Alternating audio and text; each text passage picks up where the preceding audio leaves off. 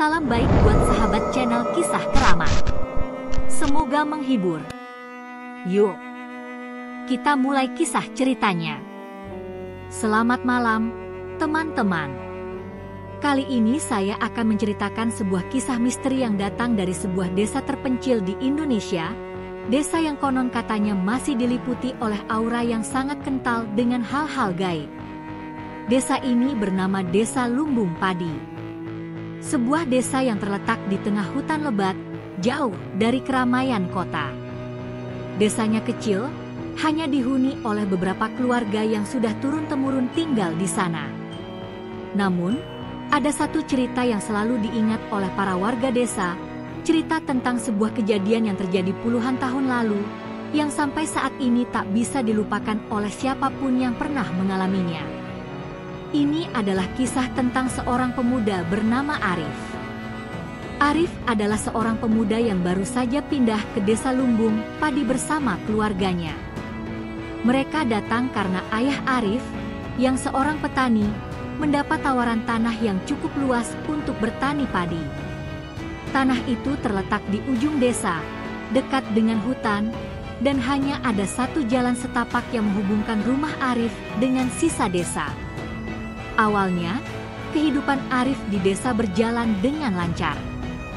Dia bekerja di sawah bersama ayahnya dan bergaul dengan anak-anak desa lainnya. Namun, ada satu hal yang selalu mengganjal pikirannya. Setiap malam, ketika Arif akan tidur, ia merasa ada sesuatu yang mengawasi. Perasaan itu datang tiba-tiba, dan semakin lama semakin kuat. Seperti ada yang memanggil-manggil namanya dalam bisikan halus yang datang dari hutan.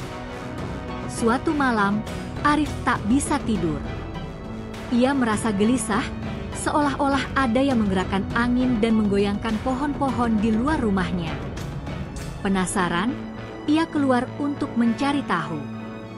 Ketika Arif berjalan menyusuri jalan setapak yang menghubungkan rumahnya dengan desa, ia melihat sesuatu yang aneh. Di tengah jalan, tepat di depan rumahnya, ada sebuah batu besar yang tidak pernah ia lihat sebelumnya. Batu itu tampak berbeda dari batu-batu biasa, seolah-olah ada energi yang mengalir di dalamnya. Arif mencoba untuk mengabaikan batu tersebut dan melanjutkan langkahnya, namun tiba-tiba ia merasa sangat terhimpit. Ada hawa dingin yang membuat tubuhnya gemetar, dan suara langkah kaki seolah mengikutinya dari belakang. Rasa penasaran Arif membawa dia lebih jauh ke dalam hutan. Di dalam hutan, dia menemukan sebuah pohon besar yang tampak sangat tua, lebih tua dari pohon-pohon lainnya di sekitar sana. Di bawah pohon itu ada sebuah gua kecil yang tertutup semak-semak. Tanpa berpikir panjang, Arif masuk ke dalam gua itu. Di dalam gua, ia menemukan sesuatu yang membuatnya terperanjat.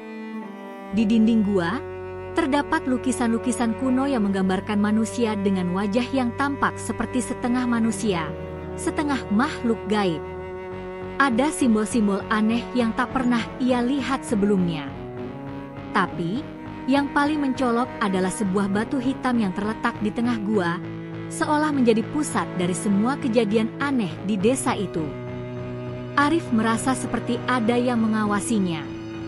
Ketika dia menyentuh batu itu, tiba-tiba sebuah suara berat terdengar di telinganya. "Kau telah mengganggu kedamaian kami." Suara itu begitu dalam dan mengerikan, membuat Arif hampir tak bisa bergerak.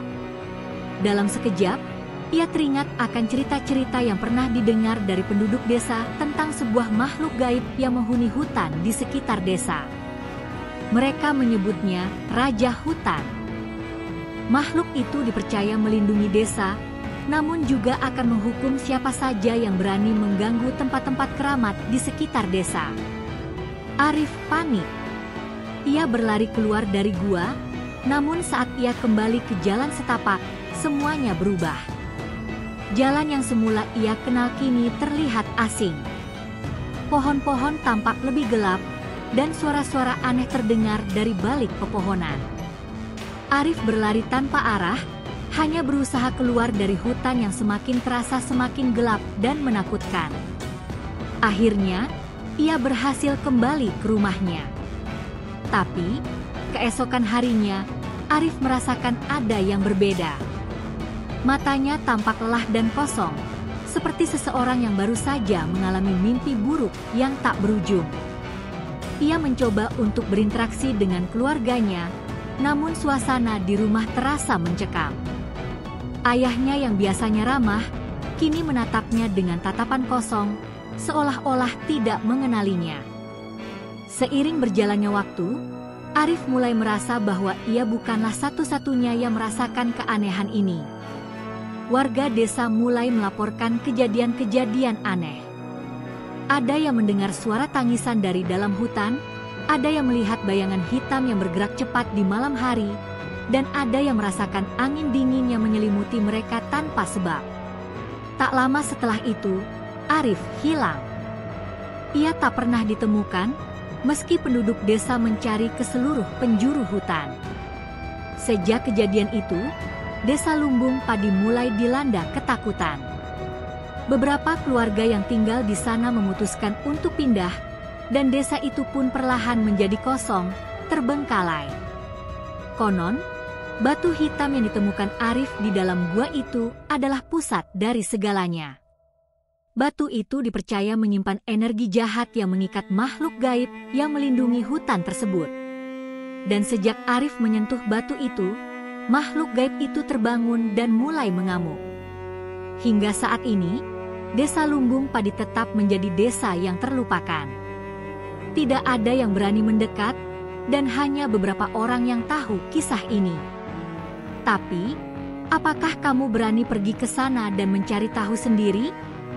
Atau, apakah kamu akan mendengarkan bisikan-bisikan yang mengatakan bahwa kamu harus meninggalkan desa itu, seperti yang dilakukan Arif dulu?